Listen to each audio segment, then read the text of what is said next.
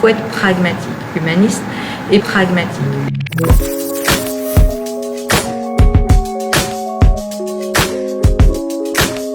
Situation extrêmement préoccupante puisque ces personnes sont dehors dans des conditions totalement inhumaines.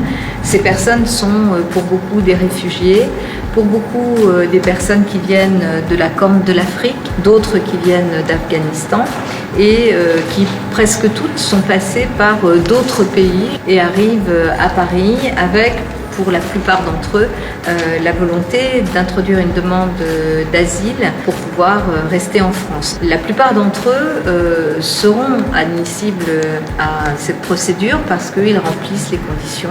Les pays d'où ils viennent sont tout à fait éligibles et légitimes pour leur permettre d'accéder à l'asile. Et donc, ils sont là, dans des conditions en attente, nombreux, 3 campements essentiels à Paris.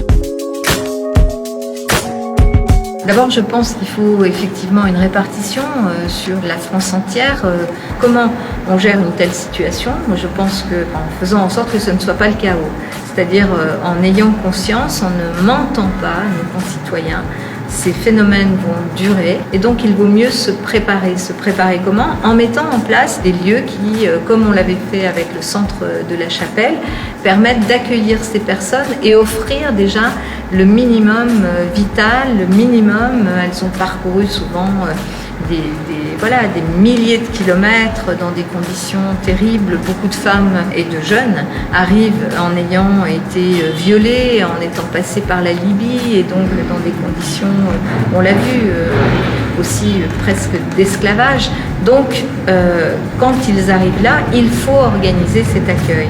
Ça ne veut pas dire venez, on ouvre, j'entends parfois, mais c'est l'appel d'air. Mais non, ces personnes sont là. Ces personnes, de toute façon, fuir la misère, la guerre ou le terrorisme conduira des gens sur les routes tant qu'on n'aura pas éradiqué la misère et le terrorisme dans les pays d'origine. Donc il faut être pragmatique, humaniste et pragmatique.